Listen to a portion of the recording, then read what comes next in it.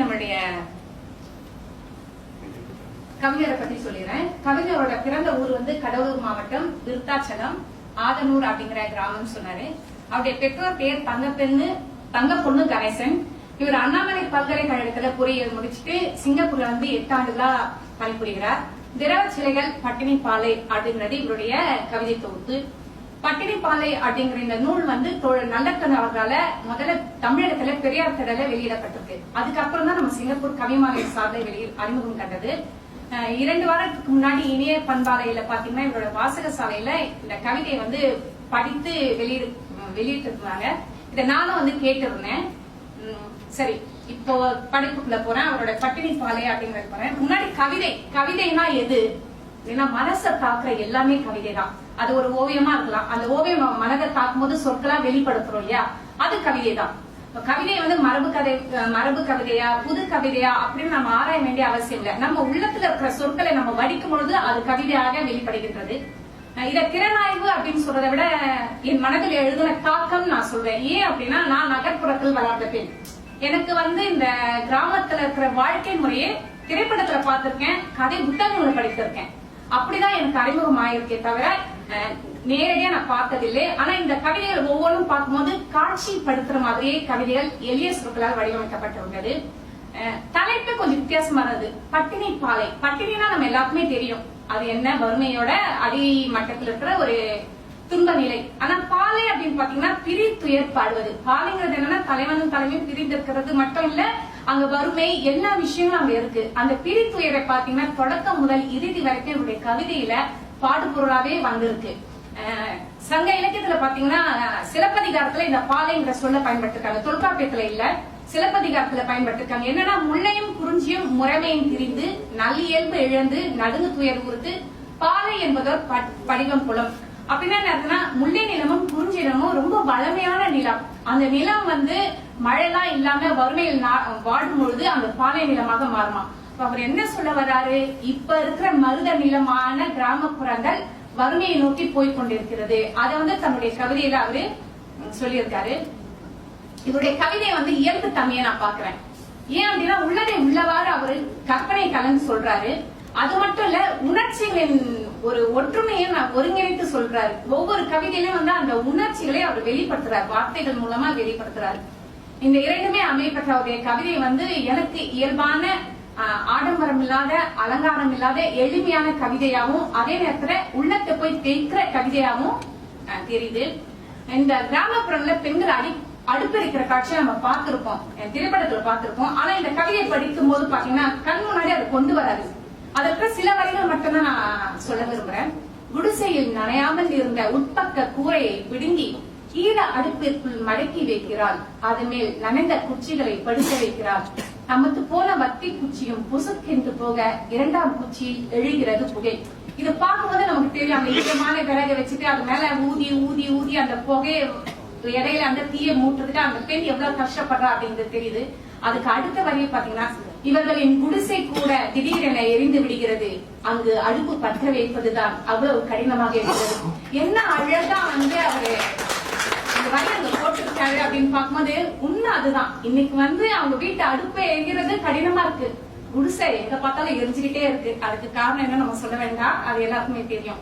அடுத்தது திருட்டுங்கிற அந்த கவிதை. நம்ம எல்லாம் கிராமப்புறத்துல இருந்தாலும் நகர்ப்புறத்திலேயே வந்து பாத்தீங்கன்னா, கிராமப்புறத்துல இருந்து நகர்ப்புறத்துக்கு வந்து கத்திரிக்காய் வெண்டைக்காய் அந்த மாதிரி எல்லாம் விற்பாங்க. எனக்கு நல்லா ஞாபகம் இருக்கு. ஆமா, கீரை வாங்கலையாமா அப்படின்னு சொல்ற குரல் வந்து என் காதுல ஒழிச்சுக்கிட்டே இருக்கு. ஆனா இன்னைக்கு அந்த குரல் எங்க போச்சு, அவங்க எங்க போனாங்க? எத்தனையோ கேட்டதே மறந்து விட்டீர்களா? நம் வீட்டு வாசலில் கேட்டு பழகுவேதான். அந்த குரல்களை எல்லாம் நெறித்து கொன்று விட்டுதான் இன்று விளம்பரம் செய்கிறார்கள் டோர் டெலிவரி இலவசம் என்று. அந்த அவலக்குரல் வந்து எங்க போச்சுன்னா, அதுக்கு காரணம் யாருன்னா நாம தான் வந்து டோர் டெலிவரி வாங்குறோம், ஆன்லைன்ல ஷாப்பிங் இது எல்லாமே. அந்த இழப்பு வந்து அவங்களுக்கு மட்டும் இல்ல, நமக்கும் தான். ஏன்னா மண்மனம் மாறாம கிராமப்புறத்திலிருந்து நகர்ப்புறங்களுக்கு வந்து போன அவர்களை திருடிய குற்றம் நம்மையும் சேரும். அடுத்தது வந்து அழுது கொண்டிருக்கிறது ஒரு ரப்பர் குடம் அப்படின்னு சொல்லிட்டு ஒரு கவிதை தொடங்குது. இதுல வந்து கற்பனை, அவருடைய கற்பனையை நான் பார்க்கும்போது எனக்கு ரொம்ப வியப்பா இருக்கு. என்னன்னா, நம்ம இந்த காட்சியை கண்ணு முன்னாடி நீங்க கொண்டு வரலாம். ஒரு பெண்மணி வந்து தண்ணி பிடிச்சிட்டு இல்ல தண்ணி எடுத்துக்கிட்டு ரப்பர் குடத்தோட போகும்போது தண்ணி வந்து பிடிச்சிக்கும் போது அந்த தழும்பி கீழே வழியும். அது வந்து இயற்கை இயல்பு. ஒரு குடத்துல இருந்து தண்ணீர் வடிவது சாதாரண ஒரு செயல் தான். ஆனா இது அவருடைய கற்பனை அதுல ஏற்றி சொல்றாரு. எப்படி சொல்றாரு அப்படின்னா, அந்த குடம் அந்த பெண்ணுக்கு பாரமா அமைந்து விட்டோமே அப்படின்னு சொல்லி அழுகுதான்.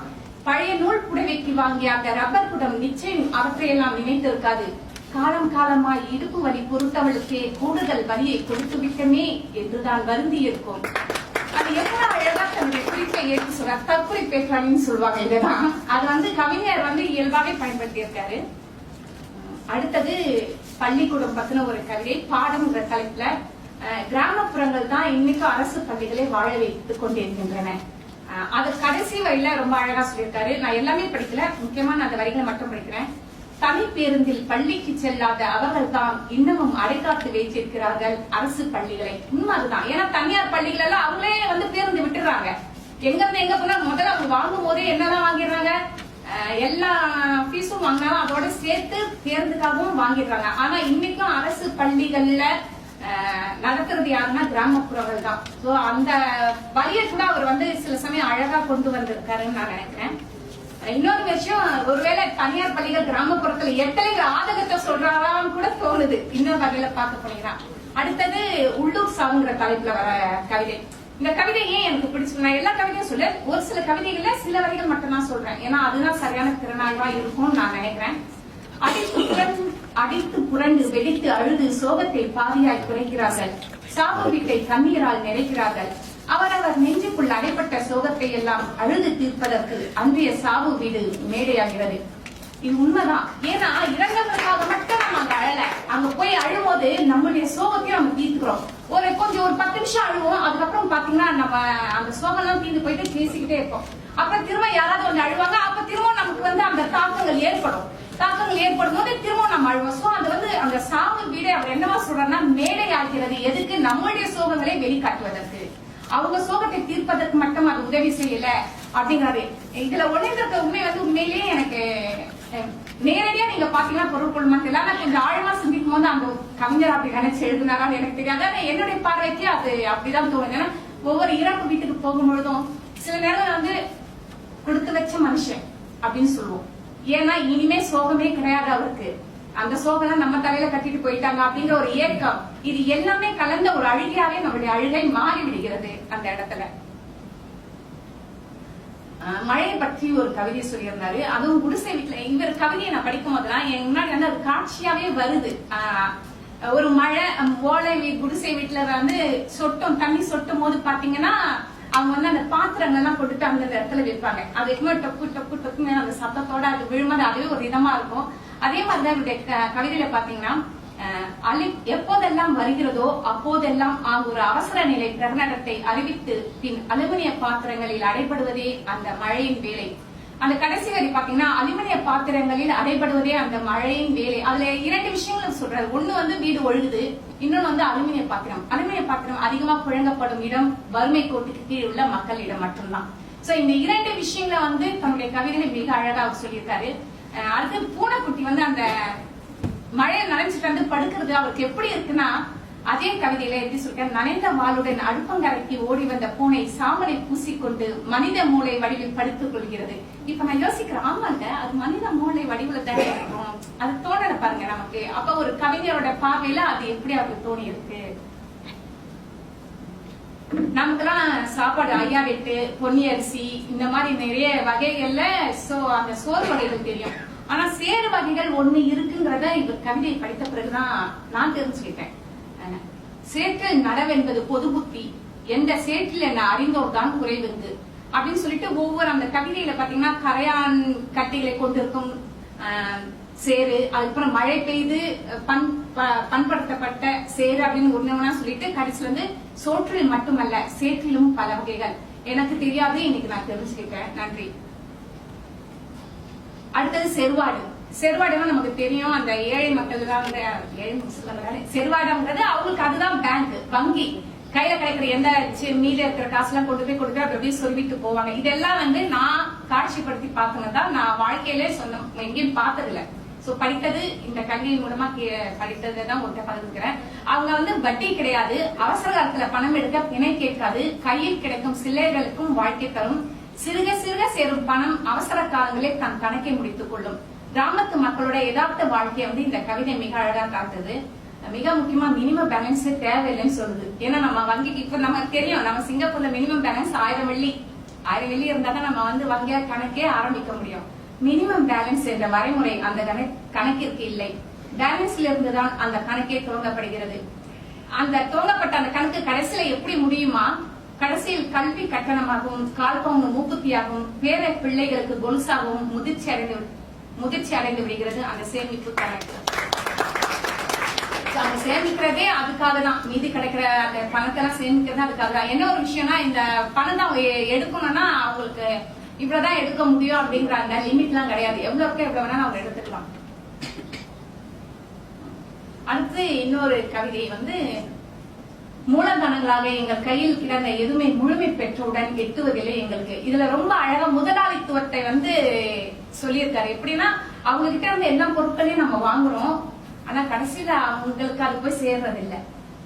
அவங்க வந்து நமக்கு ஆடைகளை கொடுத்துட்டு கந்தையா நிக்கிறாங்க அப்படின்னு சொல்லி அந்த வரிகளை பயன்படுத்தி இருக்காரு. இந்த கவிதை எனக்கு ரொம்ப பிடிச்சதுக்கான காரணம் அப்படின்னா, அங்க வந்து குழந்தை பிறந்த பிறகு அவங்களுக்கு மகிழ்ச்சி வருதோ இல்லையோ, முதலாளிகளுக்கு மகிழ்ச்சி வருதான். ஏன்னா மற்றொரு சுவாச இயந்திரம் திறந்து விட்டது என்பதால். அவங்களுக்கு இன்னொரு உருப்படி கிடைச்சிருக்கு வேலை செய்யறதுக்கு அப்படின்னு சொல்லிட்டு முடிச்சிருந்தாரு. அது வந்து நிறைய விஷயங்கள் நம்ம பார்க்கலாம். அவங்க உழைப்பு கேட்ட ஊதியம் கிடைக்கல, அவங்களுக்கு உழைத்த பிறகு அவங்களுக்கு உரிய மதிப்பு கிடைக்கல. இது அத்தனை விஷயங்கள் வந்து இந்த ஒரு சில வரிகளிலேயே அவர் கொண்டு வந்து காட்டுறாரு. இறுதியாக அறம் அப்படிங்கிற தலைப்பு, இதுதான் கடைசி கவிதை. அறம்ங்கிற தலைப்புல இருந்து உள்ள கவிதை எனக்கு ரொம்ப பிடிச்சிருக்கு, உங்களுக்கும் பிடிக்கும். காரணம், வீட்டில் 5 பேர் 2 பேர் இட்லியே போதும், ஏனம்மா 3வது ஈடு என்ற கேள்விக்கு பக்கத்து வீடுகளை பார்த்தும் வயோதிகர்களை சேர்த்தும் குழந்தைகள் உள்ள வீட்டை குறிப்பிட்டும் பதில் சொல்லிக்கொண்டே தீ மூட்டுகிறாள் அம்மா.